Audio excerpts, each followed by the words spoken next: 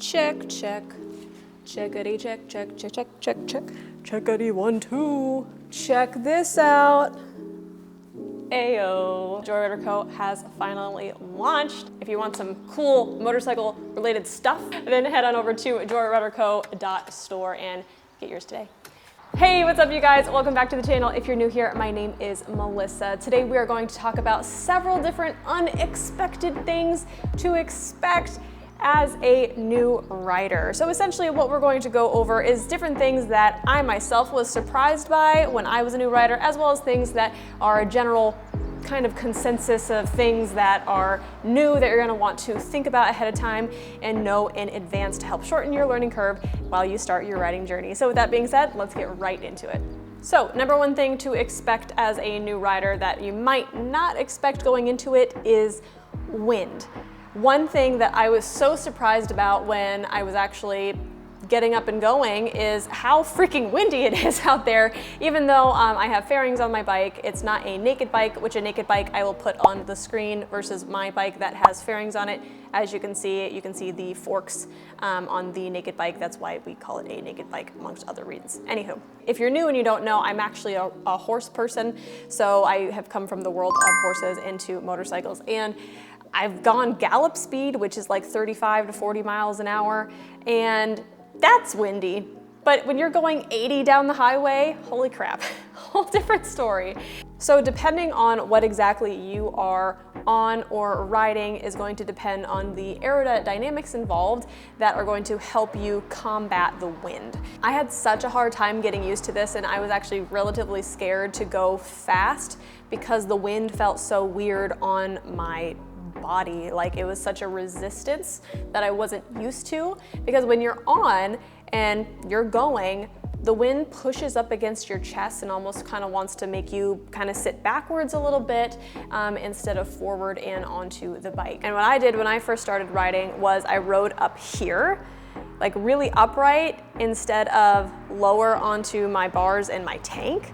And that was a mistake. My memory card ran out of space, so swap to a new one. One more thing on wind. God, I have a lot to talk about when it comes to wind. Wind chill. I had no idea, just because I was going 65 miles an hour down the highway, that I was gonna get cold when it was 70 degrees outside. But alas, lo and behold, I was naive about that, and I learned my lesson the hard way several times where I was freezing without any other layers, and I just had to deal with it while I was out, because I wasn't gonna go back home and grab more things and then come back to ride. So when in doubt, layer up, have a base layer like a tank top, a t-shirt, possibly like a jacket. I like to wear hoodies over my riding jacket, so that is typically my extra layer that I have. I am a very typically cold person, so like my hands and feet are almost always freezing. So for me, I really have to, even when it's 75, I will probably wear a hoodie over all of my gear just for that extra layer of insulation. And for relevance, I am in Minnesota, so it's very cold here most of the year. So we just this last week finally had like temperatures close to 80 degrees, and it's like mid-May. God, I don't want to live here anymore. Somebody buy my house so I can leave, please. Anyway, so be mindful of the wind and how cold it can be. Layer up if need to, and you'll be good to go. All right, believe it or not, riding a motorcycle is way more exhausting than driving a car. So riding a motorcycle does require you to use all of your hands and feet at the same time. So your left hand controls the clutch, your right hand controls the brake and throttle, your left foot controls your gear shifting, and then your right foot controls your rear brake. So there's a lot going on. There's so much more involved. You really can't zone out too much on a motorcycle without the possibility of getting hurt. So your awareness has to be up, and when your awareness is up, you're using more energy, and obviously the more energy that you use, the more tired that you're going to get. Especially if you're going on long trips, make sure to schedule in rest breaks more often than you would in a car. In a car, you can drive, 4, 6, 8, 10 hours, depending on who you are, without stopping, and how big your gas tank is too. That probably has a pretty good thing to do with it too. but motorcycles require a lot more effort to operate, and you have to be fully immersed in the moment in order to do so correctly and safely. So when you do fill up your motorcycle on a long trip, instead of just filling up and heading right back out on the road, maybe take an extra 10, 15 minutes to just relax and rest for a minute. Even if you are not getting gas and you're fine on that, but you've been riding for a little while, stop and take a little break. There's nothing wrong with that. And if you're riding with a group, make sure that you plan your breaks in advance. That kind of helps things just go along smoothly when you're riding with a group. So all in all, just remember that you will get tired way faster when you ride your motorcycle versus when you drive a car. Now, this one was one that I definitely heard of when I had first started riding, but I didn't really believe that it was true, but it's totally true.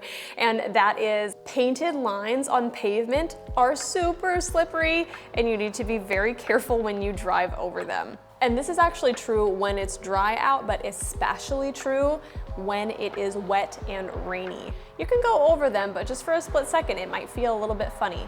So don't misunderstand me. I'm not saying it's slippery like Mario Kart and someone throws a banana behind them and you slip on it.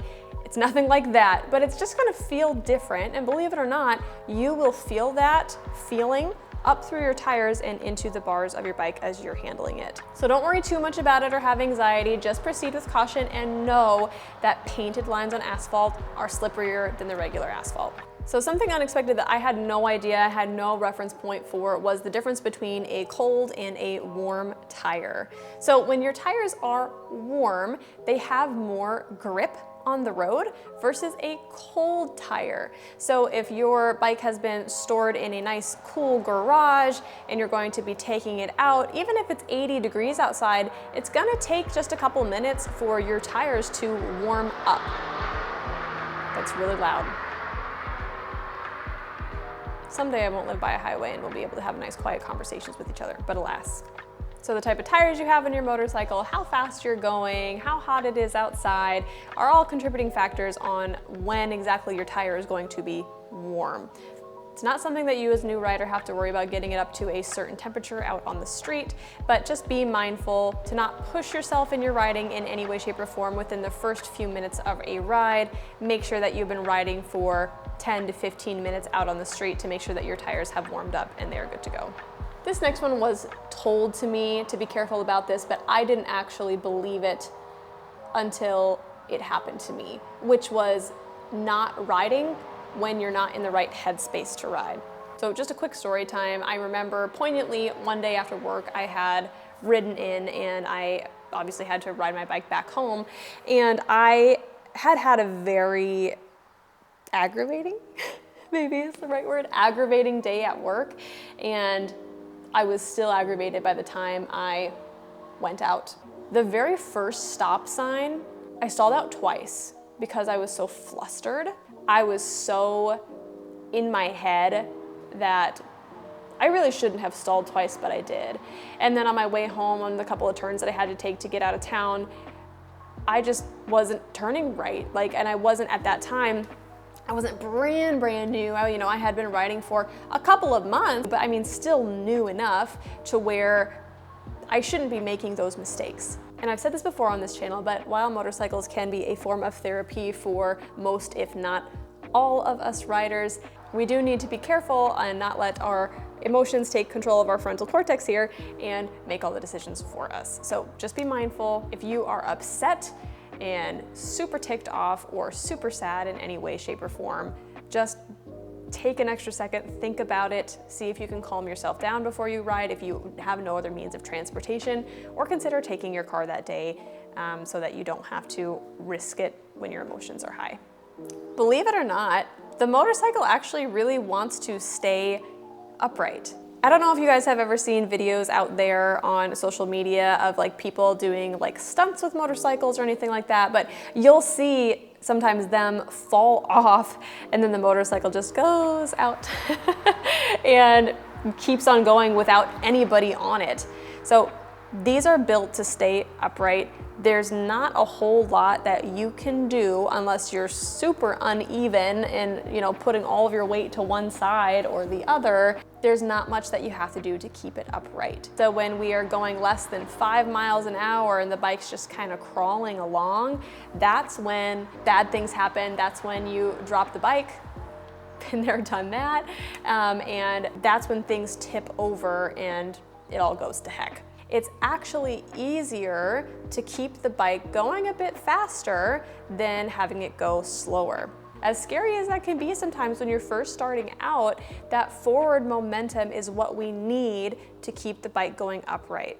Despite a lot of the errors that we might put into them, they want to stay upright. So keeping it in the parking lot at 4 miles an hour, you're probably gonna be working a bit harder than you actually need to if you were to be going faster. And my last thing that I have for you guys, which I'm gonna put on my big sis hat for just a second and really hopefully drive this home to you. Just because someone is a part of the bike community does not mean that they are necessarily a good person.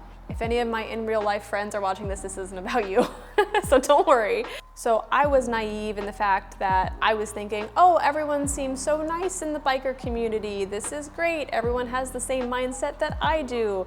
And that was totally wrong. I ride bikes on the street to have a good time, have fun, all within legal means, but that's not some people's cups of tea. They want to do wheelies out on the road and speed and cut in between cars and lane split, and in some states that is legal, but in a lot of states it's not. So I am not really interested in those things. My idea of a good time is actually going out for a ride and then making it home, not riding at the edge of my abilities and barely making it home with my life. And you know what, if that's your cup of tea, that's fine. We can still be buddies, but I might not ride with you. It is very important to ride your own ride. And that just means regardless of what everyone else is doing, you are riding your motorcycle in the way that is safest and best for you. You don't have to do what the group is doing. I have not done this myself, but I have heard stories of people being in groups like that are kind of starting to be a little bit reckless, and they just exit off of the road and then just go ride by themselves. And you can do that too. You are not obligated to finish a ride with a group just because you started riding with them. You can exit at any point. So just because the biker community is really nice and the most of us are kind and genuine people, doesn't mean that everyone's gonna be like that and have your best interest at heart. So just use your judgment, have discernment, and make sure that whenever you do go out for a ride, if you do ride with other people, ride your own ride and not go along with what everyone's doing. One other thing that I did not expect, but that you can probably expect if you are anything like me, is that you are going to fall in love with motorcycles, my friend. So be prepared to become addicted and watch your bank account go to zero very fast. You've been forewarned. So thank you guys so much again for joining me for today's video. If you'd like me to elaborate a little bit more on any of the topics, let me know down in the comments and I would be happy to do so. So be sure to like this video, share it with anybody that is looking to get into riding motorcycles, and of course, I would love to have you along for the joyride. So click that subscribe button as well and click that bell notification so that you never miss a ride with us. As always, thank you so much for watching, guys. I appreciate you so much, and I will see you next time.